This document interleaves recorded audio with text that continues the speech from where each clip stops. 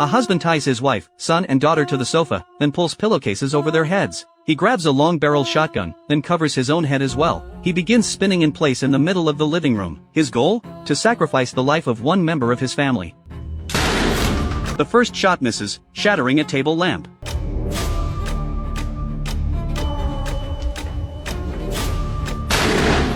The second shot also goes wide, sending a painting crashing to the floor. This torment of waiting for death is far more terrifying than death itself. For the 3 bound hostages, every passing second is spent praying the bullet will not hit them, while silently begging it to strike someone else quickly. The gun fires again. This time, it hits his young son. Our protagonist Jack is a surgeon. His wife Lisa is an ophthalmologist who runs her own private clinic. The 4 of them live a comfortable, peaceful middle-class life. But lately, Jack has made a fatal mistake. A chronic alcoholic, he performed a heart surgery while intoxicated not long ago. A surgical error during the procedure resulted in the patient's death on the operating table. That patient was the father of 16-year-old Martin. No one else knows this medical malpractice was caused by Jack's error, but he is consumed by overwhelming guilt. To ease this burden, he regularly meets with Martin, showering him with gifts and money in the hopes of quieting his conscience. Martin never questions the reason behind Jack's kindness, and accepts everything he is offered without hesitation. One day, Jack specially invites Martin to his home for dinner. He lies to his wife, telling her Martin's father was a former patient of his who died in a car accident after making a full recovery. He claims he is only looking out for Martin because he feels sorry for the boy,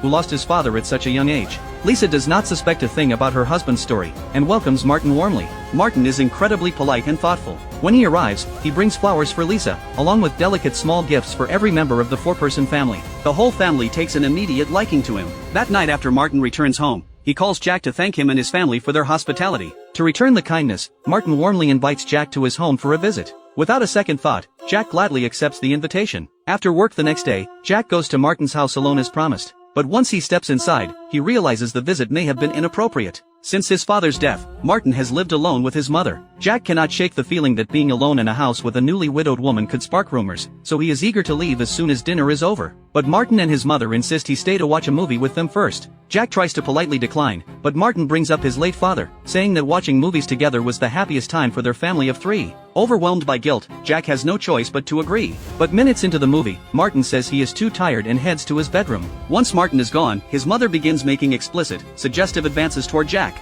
Terrified, Jack flees the house in a panic. The next morning, Jack arrives at the hospital to find Martin waiting for him in his office. Martin speaks to him openly about what happened the night before. He explains that since his father's death, his mother has been desperately lonely. Martin wants Jack to divorce his wife and start a new family with his mother. That way, he says, his mother will no longer be lonely, and he will have a father figure again. Naturally, Jack refuses Martin's absurd request. He tells Martin he loves his wife and children deeply, has never considered betraying his family, and sternly demands that Martin drop this unreasonable demand. But Jack's rejection does nothing to change Martin's mind. In the days that follow, Martin harasses Jack with constant phone calls, relentlessly pushing for him to marry his mother. Fed up, Jack starts ignoring Martin's calls again and again, and deliberately distances himself from the boy. Eventually, Martin stops contacting Jack altogether. But just as Jack thinks his life is getting back to normal, something terrifying happens. On an ordinary weekday morning, Jack notices his son Alan has not come down for breakfast. He heads upstairs to Alan's bedroom to check on him, only to find Alan sitting motionless on the edge of the bed, saying both of his legs are numb and he cannot stand up at all. Panicked, Jack rushes his son to the hospital where he works for tests. But the results show Alan is perfectly healthy, with no physical abnormalities. With the doctor's guidance, Alan even manages to stand up again. Jack assumes his son is just making up an excuse to skip school, and tells his wife, who came with them, to take him home. But before the pair can even leave the hospital, Alan's legs give out and he collapses to the floor. This time, no matter what the doctors do, they cannot get Alan to stand again. His legs have lost all sensation, and he does not respond to any form of stimulation the doctors try. Even stranger, after his legs give out, Alan's appetite plummets rapidly. Just as Jack and the other doctors are at a loss to explain Alan's mysterious illness, Martin somehow finds out Alan is in the hospital and comes to visit. Jack wants nothing more to do with Martin, but he is too embarrassed to throw him out in front of his wife and son. Luckily, Martin does not overstay his welcome. After a brief exchange of pleasantries with Jack and Lisa, he gets ready to leave. But before he goes, he leans in close to Jack's ear and asks to speak to him alone in the hospital cafeteria. Jack, wanting to set things straight with Martin once and for all, agrees and goes with him. As soon as they sit down, Martin reveals a shocking secret. He has known all along that Jack's surgical error killed his father. Jack is stunned and confused. Not even the nurses and other doctors in the operating room knew about his mistake. So how could Martin have found out? Before Jack can process this, Martin says something even more unfathomable. He tells Jack he originally planned to set him up with his mother,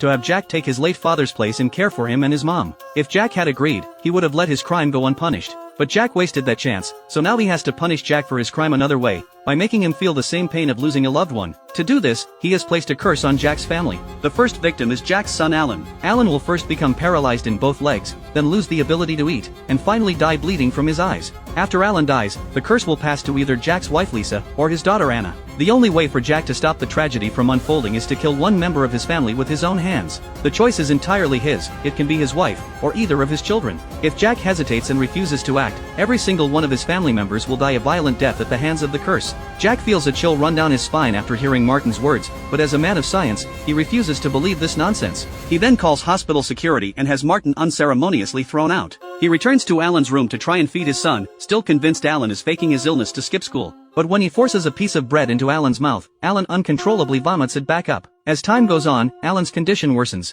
He becomes completely unable to eat anything, and can only be kept alive with intravenous fluids. To make matters worse, Jack's daughter Anna starts developing the exact same symptoms. Just like her brother, she suddenly loses all feeling in her legs for no reason, and within days, her appetite fades away completely. Soon, the brother and sister are both patients, sharing the same hospital room. The hospital brings in multiple leading experts for a consultation on Anna and Alan's conditions, but they still cannot find any medical cause for their illness. It is only at this point that Jack starts to think Martin's curse might actually be real. With no other options left, he tells Lisa everything: the drunk surgery, the medical malpractice, and Martin's revenge. Even then, Jack tries to shift the blame. He claims he only had a little to drink before the surgery, that it could not have affected his performance, and that the anesthesiologist's error was likely what killed Martin's father on the operating table. Lisa has long despised her husband's alcoholism and his habit of shirking responsibility whenever things go wrong. She ignores his excuses, goes to find Martin alone, and begs him to lift the curse on her family. Desperate to save her children, Lisa tells Martin that blame has its source, and debt has its debtor. Since Jack was the one who killed his father, he should take his revenge out on Jack alone. But Martin refuses to listen to Lisa's plea, and vows to see the curse on the entire family through to the end. He says the only fair outcome is for Jack to lose a loved one, just like he did. With her negotiation going nowhere, Lisa returns to the hospital, only to be told that since the doctors cannot find a diagnosis for Anna and Alan, there is no way to treat them. They recommend that Lisa and Jack take the children home to rest. The couple has no choice but to discharge their children from the hospital. Once they get home, Lisa unleashes her fury on Jack, calling him selfish and incompetent for just standing by and watching their children suffer. Enraged, Jack kidnaps Martin, ties him up in their basement, and tries to force him to lift the curse.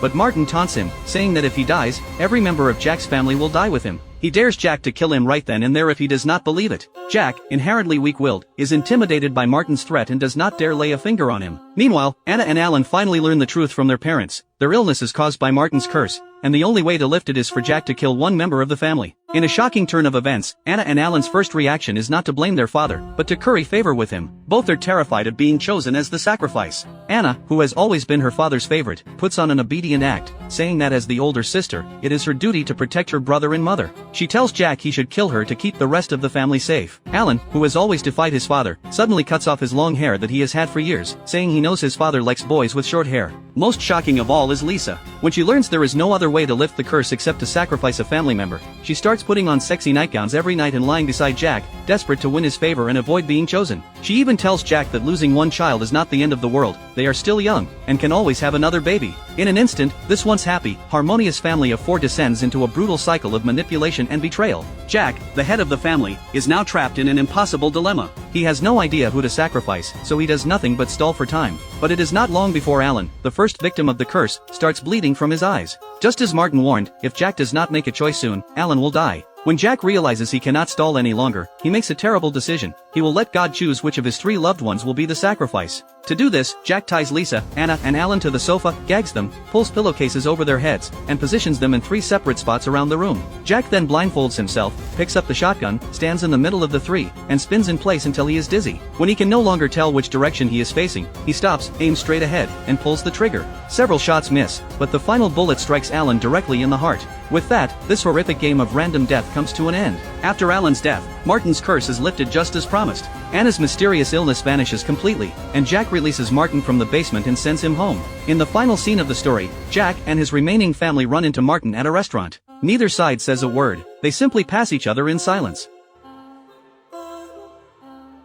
This story comes from the 2017 thriller film The Killing of a Sacred Deer. The title is taken from Greek mythology. Legend says that the commander of the Greek forces during the Trojan War killed a sacred deer belonging to the goddess of the hunt while hunting. Enraged, the goddess used her powers to stop the Greek fleet from sailing to Troy. To appease the goddess's wrath, the commander sacrificed his own daughter. Once you know the origin of the title, the film's core metaphor becomes clear. Alright, that is the end of today's story. If you enjoyed it, please hit the like button to show your support. Thank you.